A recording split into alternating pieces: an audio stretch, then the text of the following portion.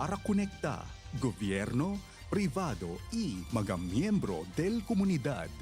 DXAS 1116, de ustedes Radio Comunidad.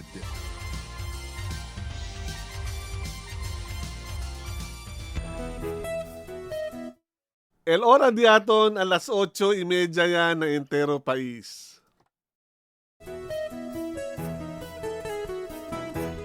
Kaibigan, kaya mong magtagumpay sa hamon ng buhay dahil may kasama ka.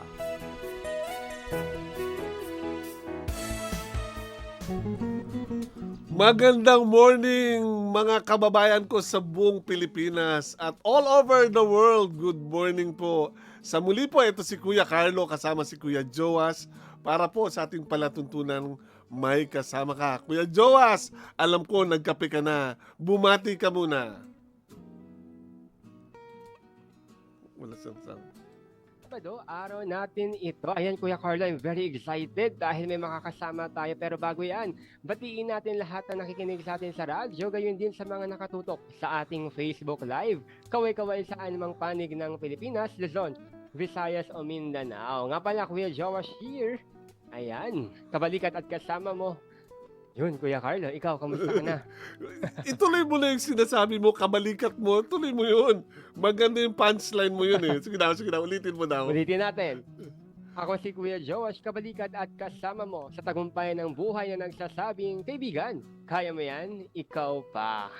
Ayan, bali ngayon, bigyan natin ng pagkakataon din ang ating guest. Ang ating guest, hayaan nyo mag-introduce muna ako sa kanya.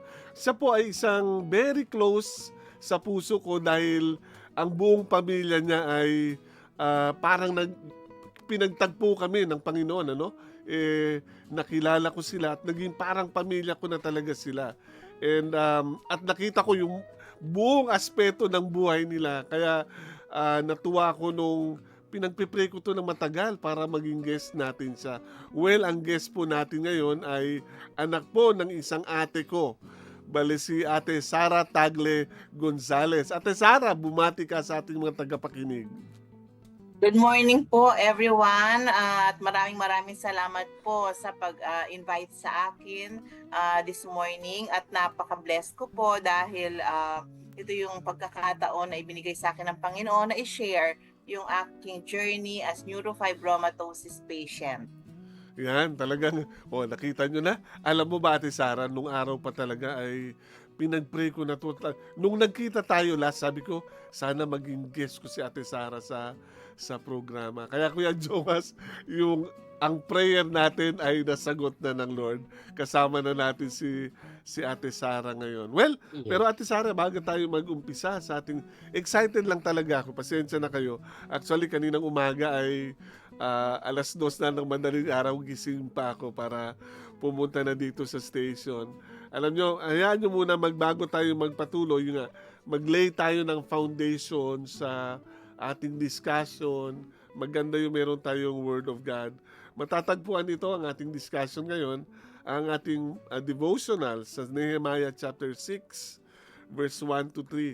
Ito yung story at sinasabi, Now it came to pass, when Sanballat and Tobiah and Geshem the Arabian and the rest of our enemies heard that that I built the wall and that there was no breach left therein, though that time I had not set up the doors upon the gates, that Sanballat and Geshem sent unto me, saying, Come, let us meet together in some one of the village in the plain of Uno, but they thought to do me mischief.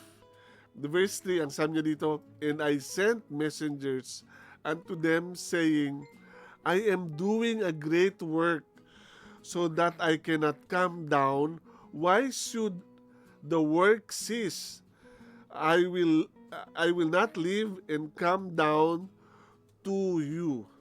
So makita po natin, ito po yun, the enemy is trying to distract us in many ways. Maging sa buhay natin. Di ba minsan, merong pinapagawa ang Lord sa buhay natin. Minsan, tayo mga PWD, minsan merong ginagamit ng kaaway itong mga yung mga hindrances sa buhay natin para pigilan tayo sa pinapagawa ng Lord.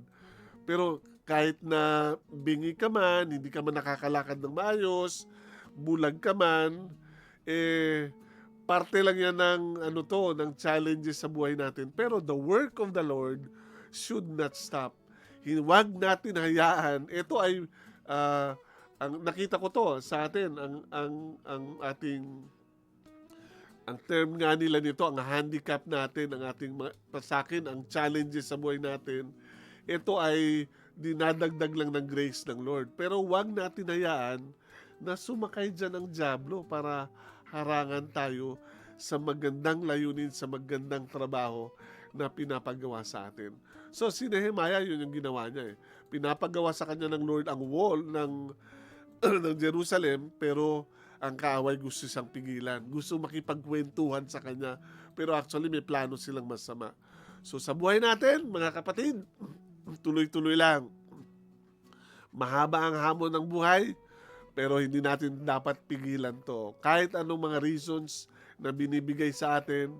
Alam ko si Ate Sara, pwedeng masabi mo, ang dami kong dahilan para hindi tanggihan ko ito. Si Joas ngayon, ate, alam mo ba?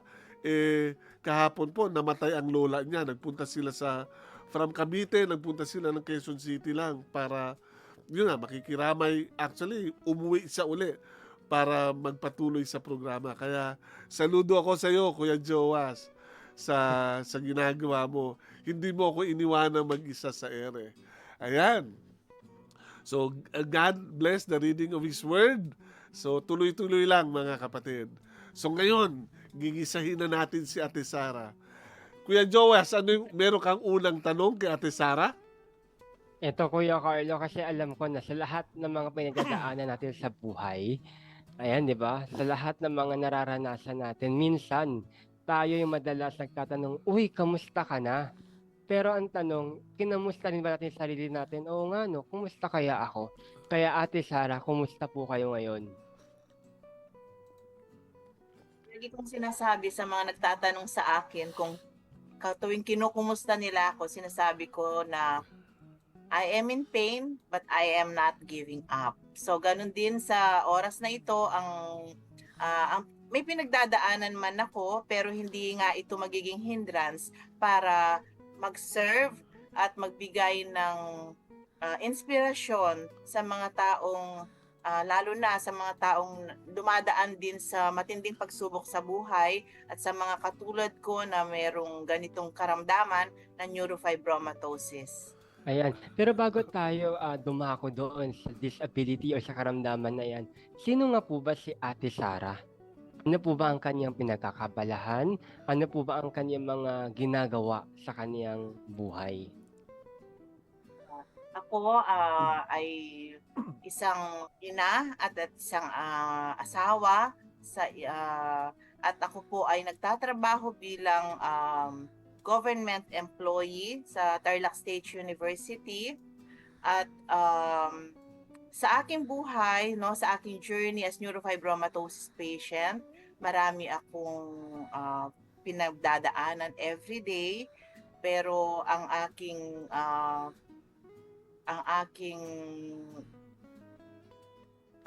pangako sa Panginoon na ito ay gagamitin ko para sa kanya, no, para sa kanyang para may parating sa ibang tao yung kanyang mga ginawang miracles at saka maraming blessings na binigay niya sa akin despite to sa mga aking pain and struggles sa buhay. Joas, ako na, excited na ako. Yes, sige po Kuya. Ituloy mo na yan. Ha?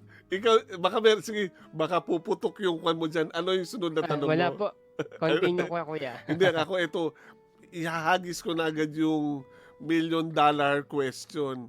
Ito kasi dahil kung makita mo sa topic natin, kwentong pag-asa via neurofibromatosis. Yung parang, ate, ano nga bang ibig sabihin noon? Hindi namin naiintindihan yun eh. Ang neurofibromatosis ay isang karamdaman na ang tawag nila ay ito ay isang karamdaman na walang pinanggagalingan, no? Katulad ng mga sabi nga nila sa amin, X-Men, kasi ito ay mutation. So minsan tinry namin itingnan kung saan ang pinanggalingan nito, kung minsan sa amin siya nag-uumpisa sa buong angkan.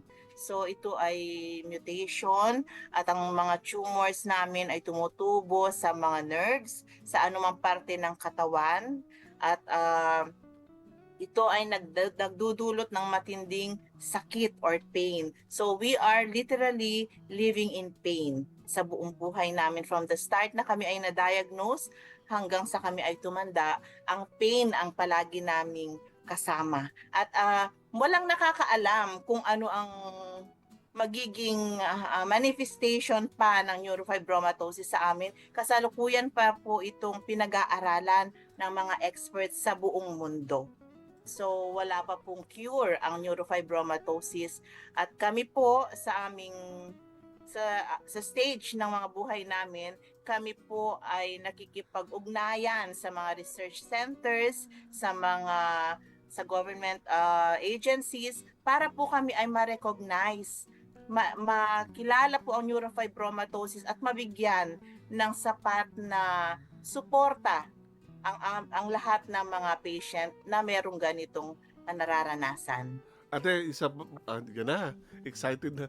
Bali yung sinabi nyo, pero sa, hindi to parang nalahian, ibig sabihin, namana-mana ninyo sa mga kamag-anak ninyo, sa parents nyo, hindi yan ganyan, no? Karamihan sa amin, ganun meron yung pwede siyang manahin ng mga susunod na generation sa amin. Pero kami, halimbawa ako, walang pinanggalingan sa aking pamilya, both sides, sa mother and father. So walang may ganitong karamdaman. So parang sa akin siya nagsimula sa pamilya. Pero hoping na maraming nakakatakot ang magkaroon ng neurofibromatosis. Pero naniniwala ako sa pagmamahal ng Panginoon na darating ang araw na ito ay mapiprevent, ito ay magkakaroon ng cure, at higit sa lahat ay wala nang dadanas ng mga katulad na dinanas namin sa kasalukuyan. Amen. Agree ako dyan. Alam mo naman ate, mula noon pinagpipray kita. Bala, ito yung tanong kanina sinabi mo kasi para kayong mga X-Men. Ibig sabihin para kang si Wolverine o sino ba yung isa kapatid yung nagkukulay blue, o yung sa X-Men, Jowa, sino yun? Si Magneto. Anong klase yung manifestation ng neurofibromatosis sa iyo, ate? Neurofibromatosis. Opo. Kasi po, kaya nasabi ko yon dahil may mga nararamdaman kami na walang makakapag-explain, at kahit ang mundo ng medisina, no, wala pong makakapag-explain ng eksaktong nararamdaman po namin. Kung minsan, iba-iba yung manifestation sa amin. Meron yung kapag sobrang mainit, nagtitrigger ang aming mga pain.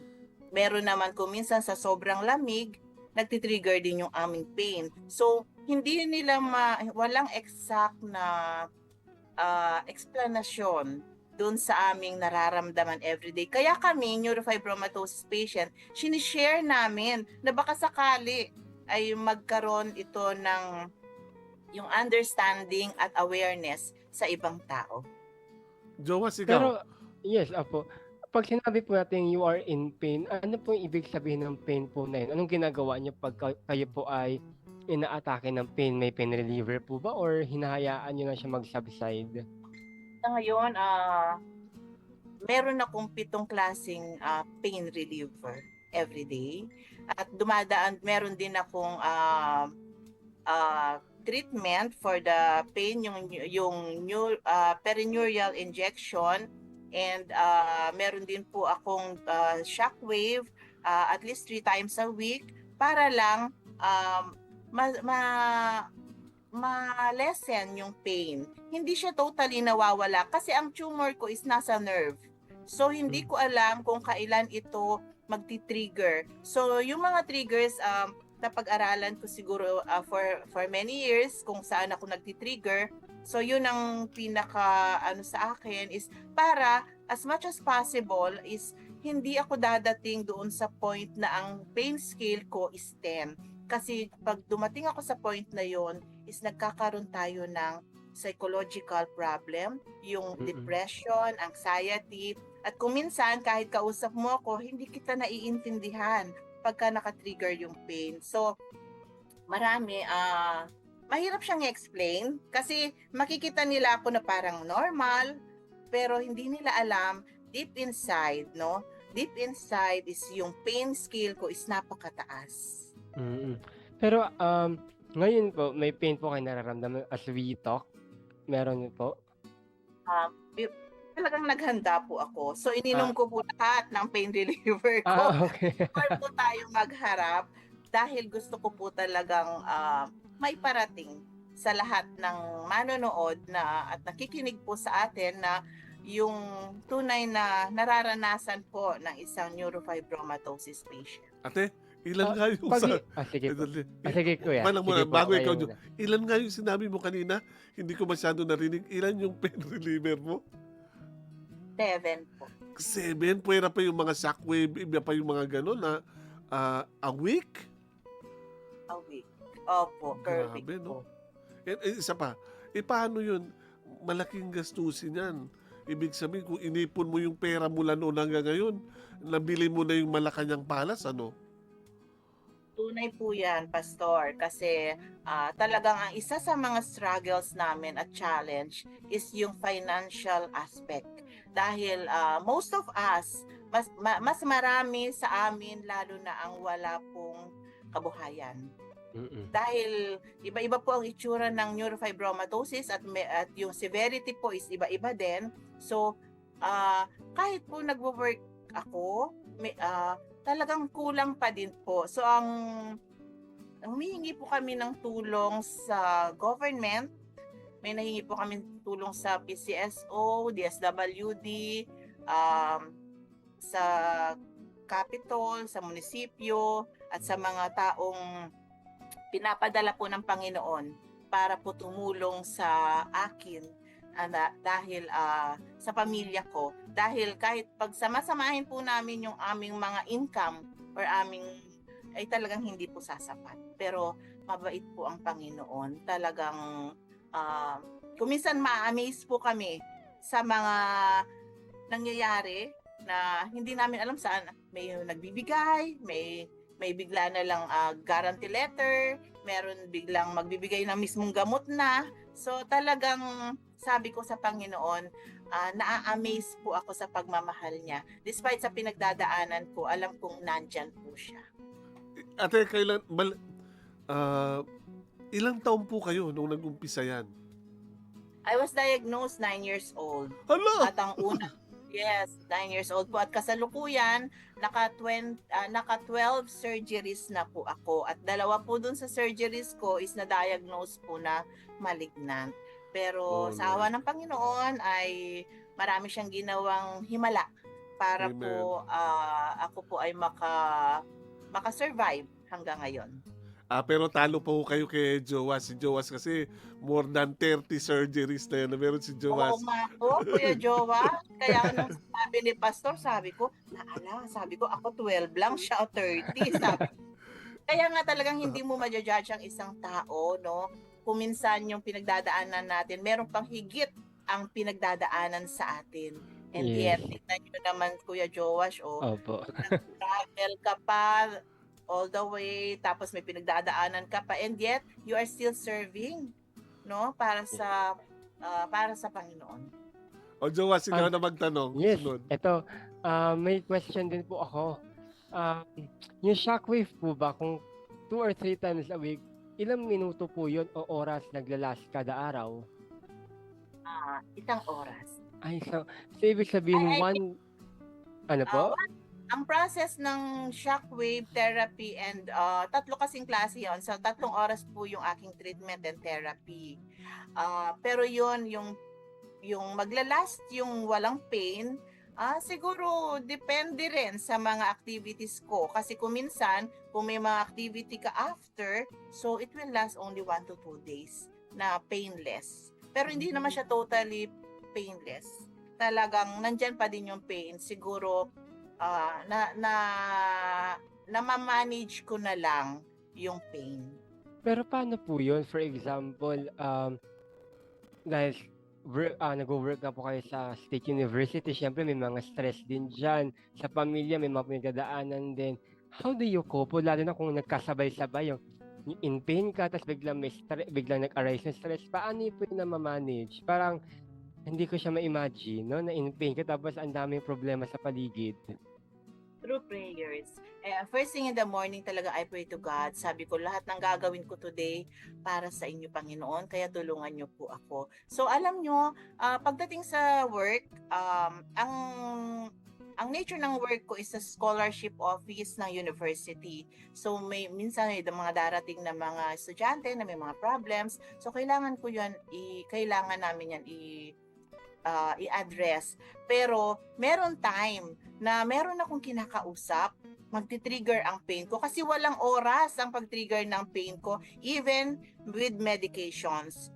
So talaga, pero itutuloy ko pa din at or tatapusin ko pa rin yung kausap ko, pero after that medyo magpo-pause ako for a while and pray to God na Lord, bigyan mo pa ako ng strength kasi marami pa pong mga batang kailangan yung aking guidance. And sa family naman, ganun din, syempre as a mother, as a wife, meron akong mga responsibilities din sa bahay. The same din. Kapag ka na-trigger, na-feel ko yung trigger ng pain, is nagpo-pause ako. At yun ang isa sa mga pinaintindi ko sa mga tao sa paligid ko, that when I'm in pain, magpo-pause ako. So talagang totally magsha-shutdown ako for a while. For a while. Okay. Ganun po pala. Pero, yes. Tawag dito, balikan ko lang po yung, for visual lang po, Ate Sara, no?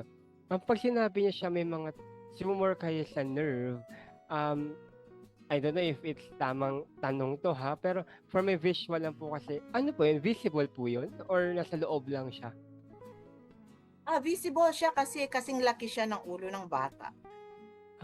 Okay. So lumalaki po. Sorry po, hindi ako nakapag-send ng mga pictures, pero maybe sometime I will send pictures para po ma-visualize nila kung ano po ang itsura ng aking neurofibromatosis. Kasing laki po siya ng ulo ng bata pag lumalaki po siya, as in malaki po. So 2 to 3 kilos, ganun po ang tumor ko. So yun po ang tapos one after the other, pag na-surgery ako, meron na naman tutubo within the span of 6 months, meron na naman pong tutubo. So hindi siya tumitigil kasi ang Okay. nasa nerve po kasi siya. Pero right now, Ate Sara, if you don't mind me asking, meron po kayong parang tumutubo or naoperahan na po? Na naman, hindi siya nawawala. Kapag ka inopera siya, meron na siyang kasunod. Kasi yung mismong nerve ko is marami siyang sunod-sunod na nerve, na tumor. Kaya nga yung isang nerve ko, peroneal nerve, tinanggal nila kasi dahil marami siyang bukol. So lahat yun ay lalaki. So tinanggal na lang nila, kaya nga hindi na gumagalaw yung aking paa. Nagkaroon ng deformation at saka hindi na gumagalaw mismo yung mga toes ko, hindi na gumagalaw. At saka walang masyadong pakiramdam yung may part na nawalan na ng pakiramdam. Grabe no. Kuya Carlo, while listening kay Ate Sara, parang hindi ko ma-imagine, no? Kasi tayo, sa mga nakikinig lang sa atin, no, na may mga kapansanan din, sometimes we complain about our disability. For example, ako visual. Hindi ko na makita isang bagay, medyo, minsan nainis ka na, na-frustrate ka na. Pero, kay Ate Sara na ito yung sitwasyon niya, she keeps on fighting, she keeps on pursuing yung kaniyang mga ginagawa sa buhay. So, sana sa mga nakikinig po sa atin, whatever we are going through right now, alam ko sabi nga ni Ate Sara kanina, di ba, hindi pare-pareho, kada natin, tayo na may pinakamabigat, may mas mabigat pa palang pinapasa ng iba. Gusto ko yung perspective yan na itignan natin lagi yung pagiging grateful natin, yung pagiging thankful natin na everyday may ginagawa nga ang Diyos sa buhay natin. Hindi man natin siya nakikita pa sa ngayon kasi kumbaga, ang tinitingnan natin yung disability na meron tayo, yung circumstances. But later on, we're gonna realize na, oo nga, no, you carried me through. Kahit na minsan, punong-puno ako ng pagrereklamo, ng, alam mo yun, ng in pain ako, pero yung pagmamahal nyo, hindi nagbabago. Ate Sara, going back naman sa iyo, no, dahil nga may ganyan kang situation, and sabi nyo nga po, hindi nyo na magalaw yung sa toes nyo, ganyan, have you ever encountered bullying? Kasi sa panahon natin, parang sabi nila, kakaiba tayo, na parang tayo yung mga outcast sa lipunan, sabi nga. Pero have you ever experienced that? Yung mabully ka ng mga kapwa mo, lalo yung mga estudyante, yung mga kinakausap mo, may naranasan ka na po bang ganyan? Siguro, dahil sa pagpapalaki ng mga parents ko sa akin, punong-puno ng pagmamahal, I never allowed anyone to bully me. Mm. So, pero although merong mga times na dahil sa limitations ko, hindi ako nakakasali sa mga sa sports, Mm-mm. sa activities, na-limit yung aking mga, kumbaga, hindi na full talaga yung aking kabataan dahil doon sa mga limitations.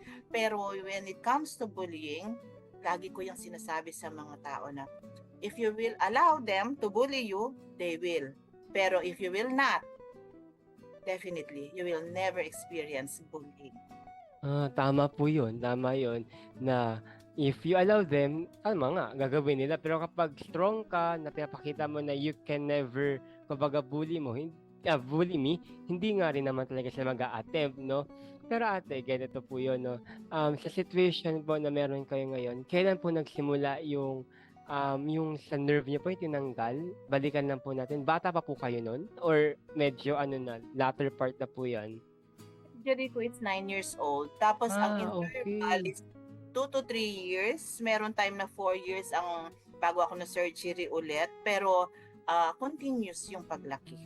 Hindi, So, I mean po yung sa po ate, sa wheelchair user po kayo? walker. A May walker, opo. wheelchair din ako at saka meron akong assistive cane. Ano ba assistive cane niyo ate? Parang curious lang po ako. Yung mismo, yung tungkod. Okay. Parang white cane po sa aming mga visually impaired. Parang ganun po? Yes, sir. Okay. Akala mo, Jowas, magagamit mo yung assistive cane niya na Kasi pag parang... sinabi sa assistive cane, something like, siya, parang automatic. Kasi pag sabi assistive cane, parang minsan na siya. Kasi, para lang po sa mga kaalaman na nakikinig sa atin, no? Sa mga visually impaired naman, meron din kaming assistive cane na yan, may isa manual. Yung, kumbaga, yung navigate on your own. May isa naman na, yung cane na yan, may camera, tapos nagsasalita siya kung may mababangga ka ba, may kaharap ka ba, or you have to turn right, turn left, diretso ka ba, yan. Anyway, so na-segue ko lang po yun. Pero Kuya Carlo, bago tayo magpatuloy sa ating pakikipanayam kay Ate Sara, no, gusto ko din po malaman, ano po ang pinangahawakan nyo? Bakit despite all of this, ay nagpapatuloy kayo kahit na minsan may mga rason na to give up and to really, kumbaga maging hopeless na lang dahil sabi nyo nga po the treatment is that easy, the financial aspect and all. Ano po ang drive nyo? Bakit as we talk right now, nararamdaman namin ni Kuya Carlo and even the listener siguro, yung positivity, yung ang gaan lang kausap ni Ate Sara. Bago isagot ni Ate Sara yan, sandali lang ako. Jowa, sana nakikita mo kami sa screen ni Ate Sara. Yung kanina sabi mo, iba-iba tayo. Pero alam mo, ako na-enjoy ko yung nakikita ang mga mukha natin. Kahit na may mga kapansanan tayo, ang ganda ni Ate Sara, Jowas. Sana yung mga kaya niimbita natin ang lahat ng ating mga tagapakinig sa radyo, magbukas kayo ng inyong Facebook Live at makikita nyo ang aming mga mukha.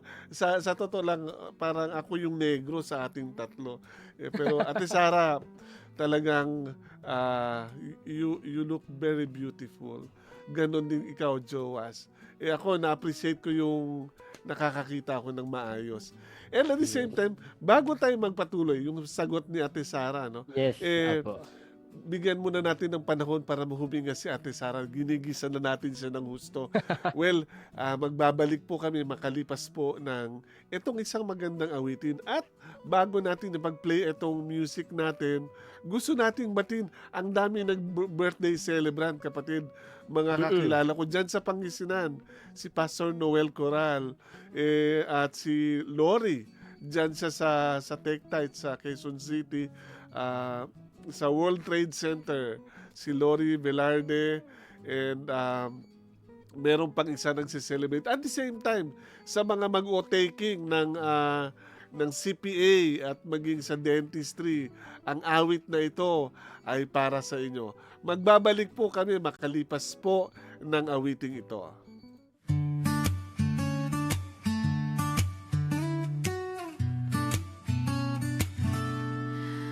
Bakit ako ganito?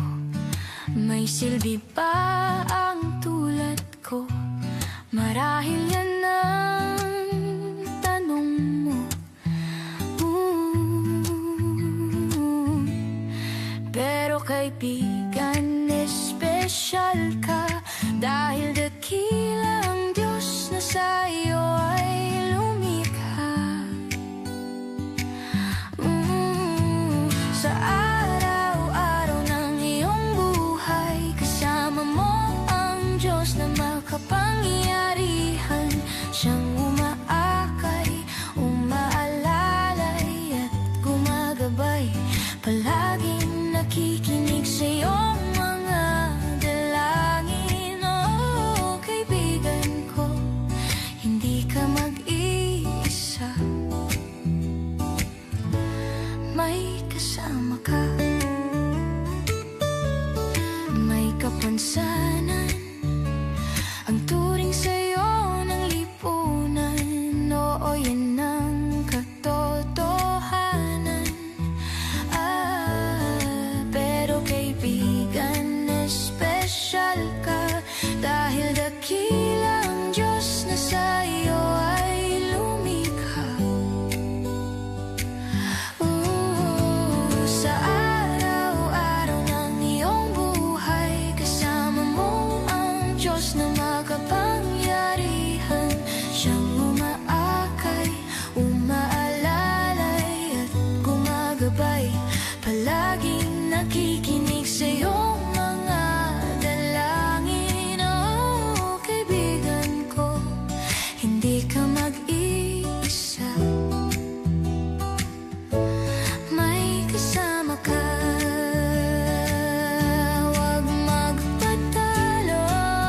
Sa mga pagsubok, may nagmamahal sa'yo, at may pag-asa ka kay Kristo.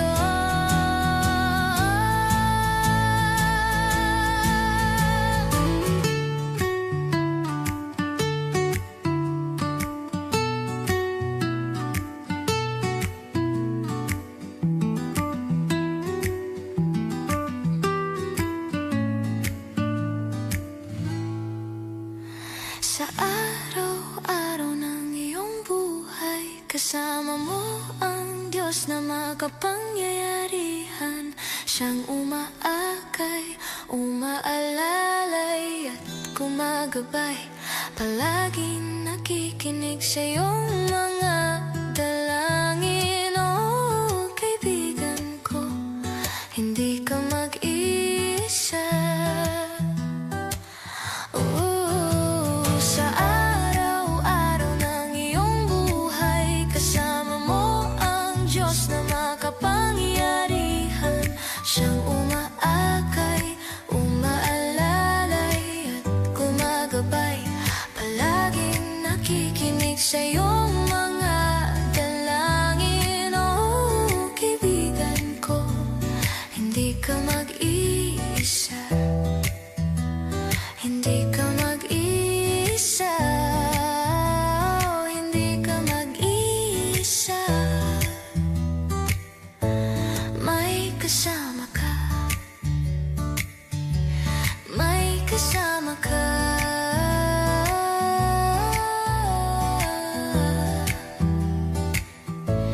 May kasama ka. Kayo po ay nakikinig sa Far East sa 1116 DXS, your community radio. At ito pong programa ay ang May Kasama Ka with Kuya Joas and Kuya Carlo. Ang May Kasama Ka ay mapapakinggan nga po dito sa 1116 DXS. At ang DXS po ay isa sa mga himpilan ng Far East Broadcasting Company. Ang FEBC po ay kasapi o miyembro ng Kapisanan ng mga Broadcaster ng Pilipinas. Ang station po natin ay isang non-profit, non-commercial, but donor-based radio station. Dahil po sa katapatan ng ating Diyos at sa inyong mga donasyon, tayo po ay nagpapatuloy sa pagbabahagi ng mabuting balita ni Kristo. Kung kayo po ay interesado maging partner ng ating palatuntunan, mangyari po lamang iscan nyo po ang QR code ng ating GCash at ng ating mga bank accounts para po sa inyong donasyon. At kung kayo po ay nakapag-donate na, mangyari po lamang mag-notify kami, mag-text po kayo sa amin para po formal po kami makapagpasalamat sa inyo. Maraming salamat po sa inyong partnership sa ating programa, sa ating himpilan. So, tuloy po tayo sa ating diskusyon with Ate Sara. Kuya Joas, ulitin mo yung tanong mo kay Ate Sara para ma-explain. Naalala mo pa ba yung tanong mo? Sige daw. Ayan, sige Kuya Carlo, no, bilang pagpapatuloy po natin sa ikalawang bahagi ng ating programa, Ate Sara, yung tanong namin kanina ay, sa kabila ng lahat ng ito, ano po ba ang inyong drive? Bakit parang ang gaan yung kausap? Kumbaga positive lang po kayo sa lahat ng sitwasyon. And as we talk right now, as we listen to your story, nararamdaman namin na napaka-light lang ng ating atmosphere, ika nga.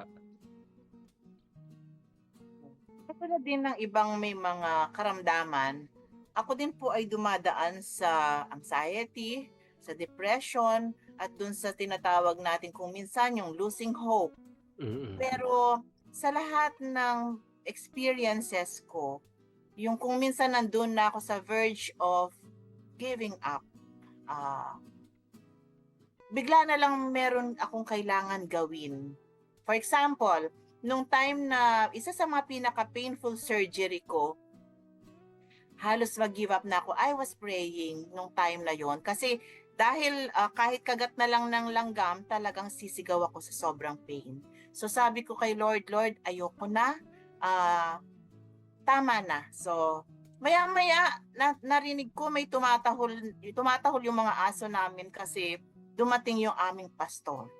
Sabi niya tapos nung nakausap ko yung pastor, sabi niya sa akin habang nakahiga ako, sabi niya, sa February 8, sabi niya, invite ka namin na maging speaker sa church. Sabi ko, nakahiga ako dito. That was January. Nakahiga ako dito, nakikita niya hindi gumagalaw yung paa ko. Sabi niya sa akin, mag-speak ako sa church for the first time. So sabi ko kay Lord, bakit ganun ka ako? Alam mo naman na hindi ako okay. So after a week, bumalik kami sa doktor para i-check niya yung paa ko. Nung binuksan ng doktor yung aking surgery, wala na halos sign ng aking sugat. Tapos sabi ng doktor, tumayo ka na. Sabi ko, akala ko hindi ako okay. So, February 8, ako po ay naging speaker sa church. So, dun pa lang, sabi ko, yun ang nagpapalakas sa akin at yun ang nagiging dahilan, isa sa pinakamatinding dahilan bakit hindi ako nag-give up. Kasi sa tuwing mag-give up ako, binibigyan ako ng assignment ng Panginoon. Tulad ngayon, sa totoo lang, Pastor, before mo sinabi sa akin, nandun na naman ako sa verge of giving up kasi nga dahil sa financial, sa mga, yun ang talagang pinakaano ko. Sabi ko kasi hindi ko kakayanin kung wala akong gamot, kung wala akong shockwave, wala akong. Tapos nag-message ka sa akin. Sabi ko, Lord, ikaw na naman ito. So alam ko na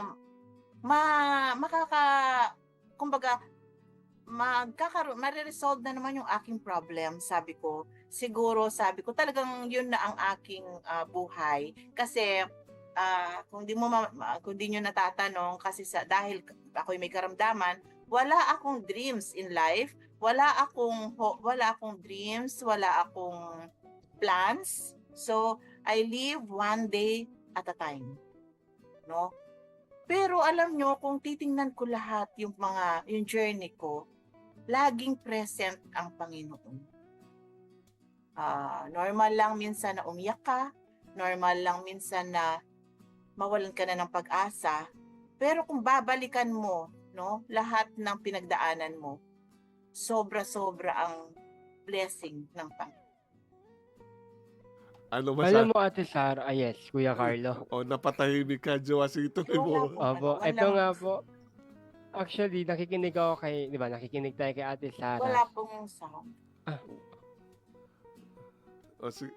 Ako po, naririnig ninyo. Hello, ayan, Ayan, okay po, sige. rinig po ba? Naririnig na po ba? Sa kanila ko nila. No? Anyway, naririnig ka namin. Ate Sara, hindi mo ako naririnig. Paumanin po sa ating mga tagapakinig. Bale, minsan nagkakaroon po na ng Sir, technical. hindi ko walang sound yung ano po. Oo. Why daw sound? Wala ko nila. Anyway, tuloy-tuloy pa rin tayo. Sige, action lang tayo dyan. Pero hanggang magkaroon kayo ng sound. Naririnig ko po kayo, naririnig ko si Joas. Pero yun nga, gusto ko lang po ipaabot sa ating mga tagapakinig na ang ating itong programa natin ay inaabot natin ang lahat ng mga hindi lang ito nga ngayon bago to fibromatosis yun madami ho tayong naabot, kaya kung kayo po ay meron din po kayong mga parang ganito, let us know, gusto namin malaman to.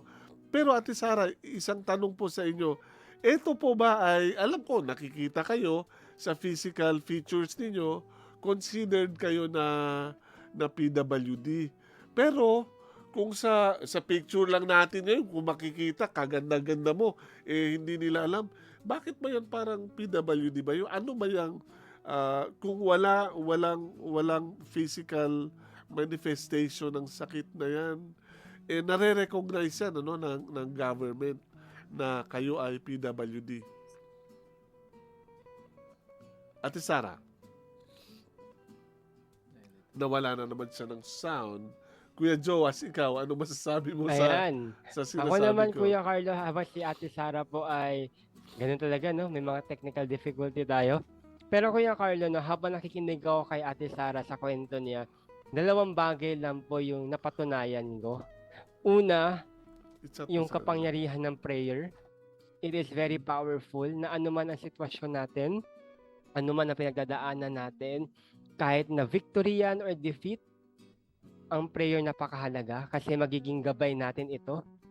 At Kuya Carlo, yung pangalawa naman po na realization ko ay yung mga disability natin.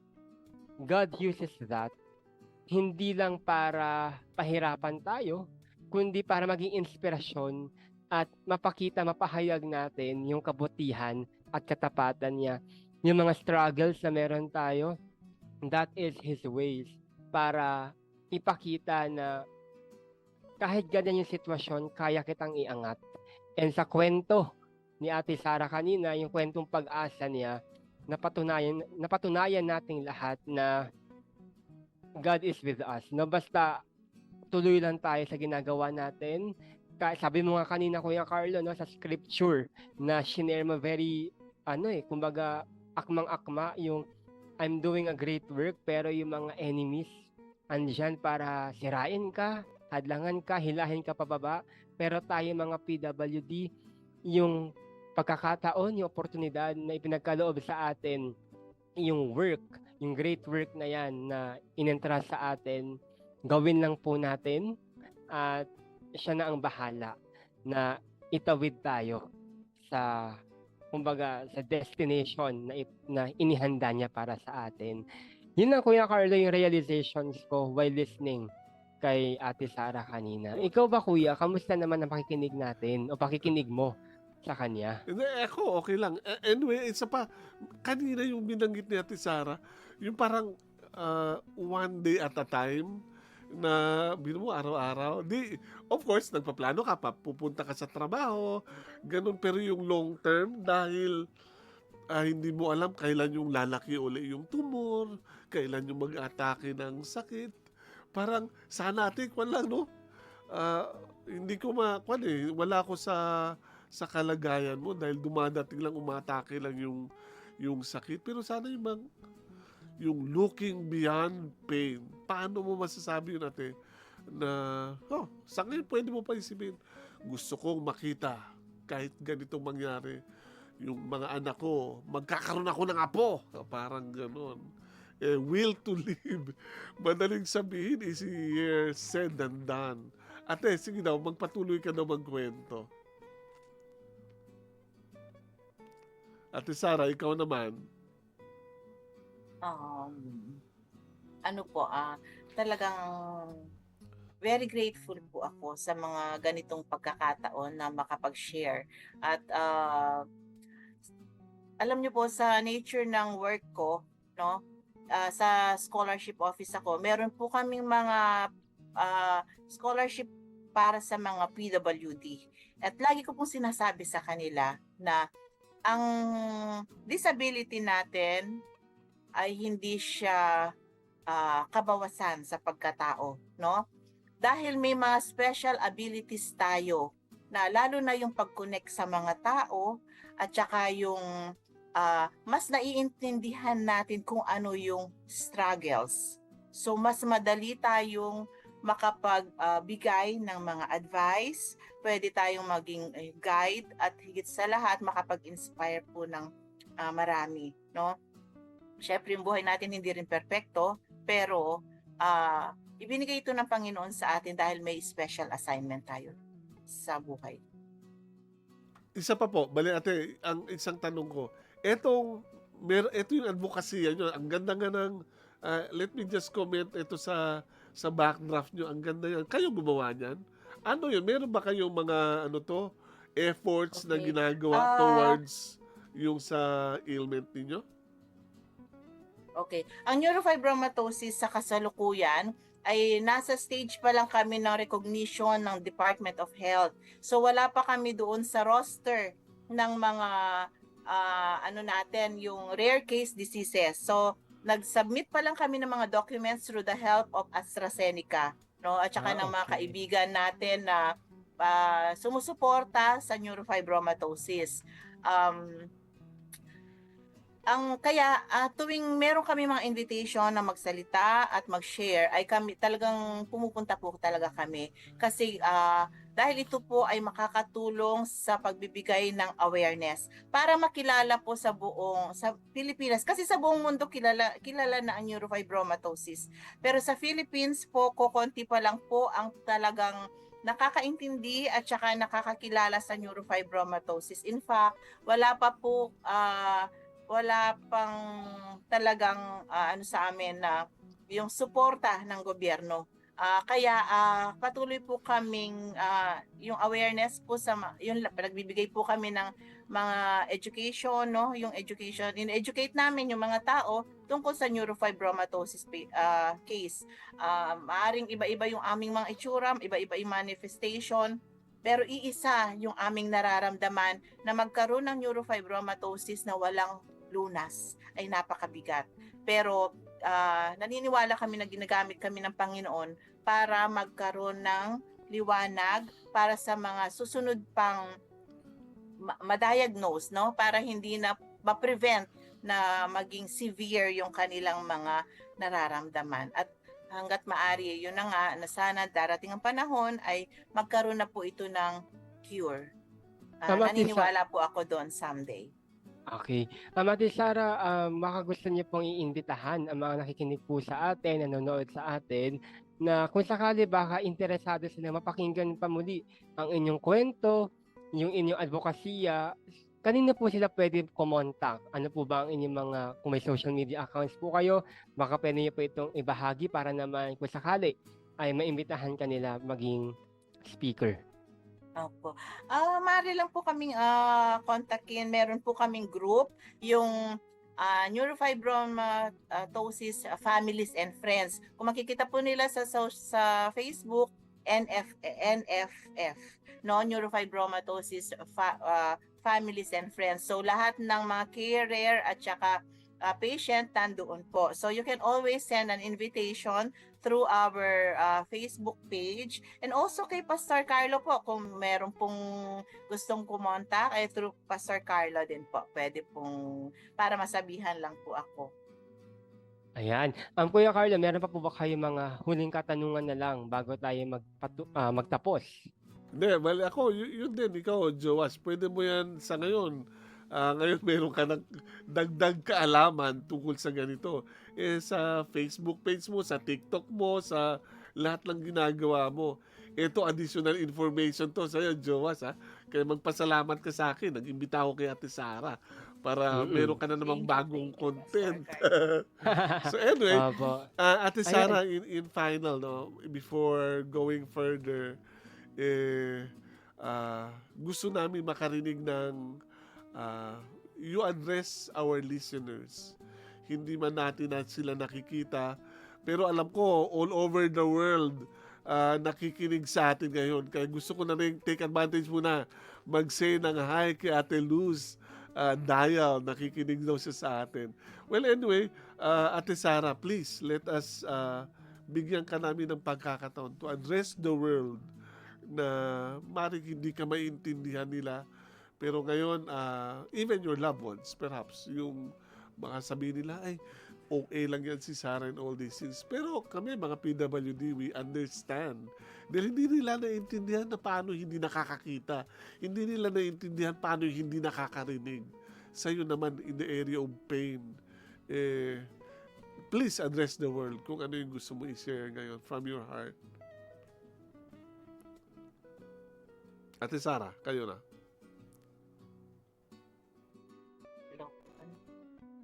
Hindi ako Yes, Ate Sara.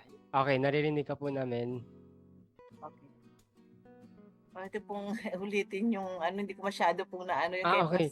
Yung po, Ate Sara, ito na po yung chance nyo na batiin lahat ng mga kakilala nyo, to address yung ating mga listeners, mga manonood sa atin about your advocacy, about itong pinagdadaanan nyo po bilang isang patient.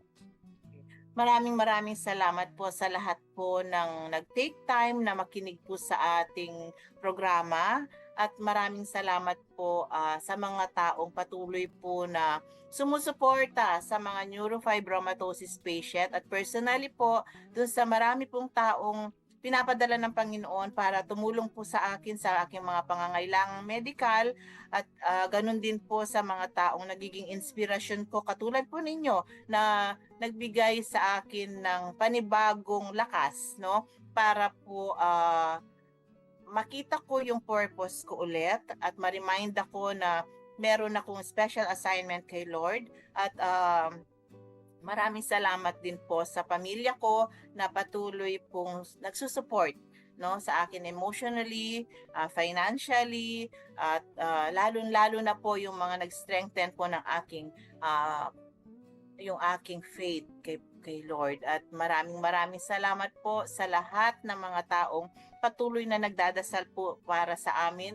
At sana po, Lord, ang pinaka-prayer ko is ang ating gobyerno po ay mapabilis po yung pag-recognize sa mga neurofibromatosis at mailagay na po kami sa roster po ng rare case diseases para po mas masuportahan po ng gobyerno lahat ng mga pangangailangan ng mga katulad kong may ganitong karamdaman. Maraming salamat po. Yan, sige Kuya Carlo. Tuloy mo, Joas. Gusto ko marinig boses mo. Okay, maraming salamat po Ate Sara sa pagbabahagi ng inyong kwentong pag-asa. Salamat din dahil nakasama namin kay ni Kuya Carlo sa ating programang May Kasama Ka. Sana hindi kayo magsawa at sa susunod na imbitasyon ay makasama namin kayong muli. Mga kaibigan na kasama, napakinggan po natin ang kwento ni Ate Sara Tagle Gonzales.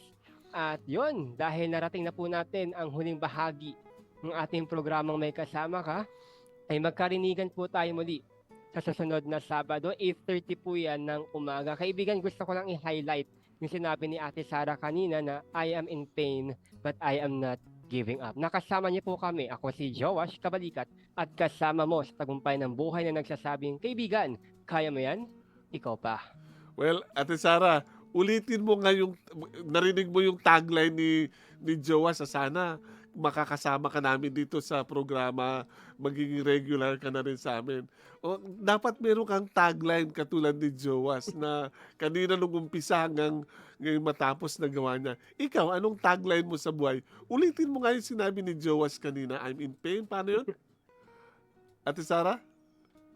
I am in pain, but I am not giving up. Ayan.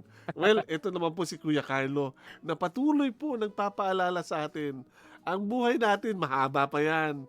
Ang hamon ng buhay, madami yan. Ang pagsubok, madami yan. Pero, kayang-kaya natin yan dahil may kasama ka.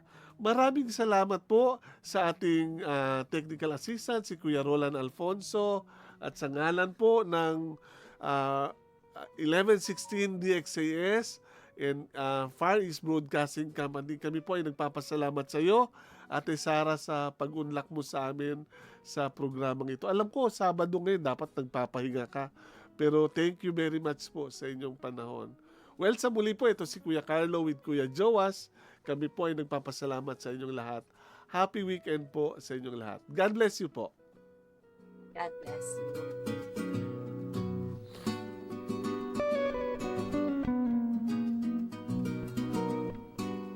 Ate Sara, maraming salamat po.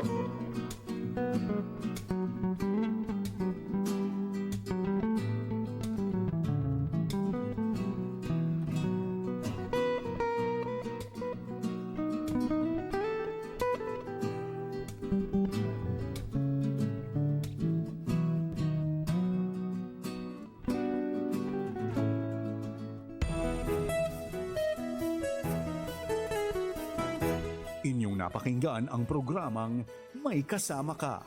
Para sa mga mensahe o komento, mag-text o tumawag sa 0916-296-6625.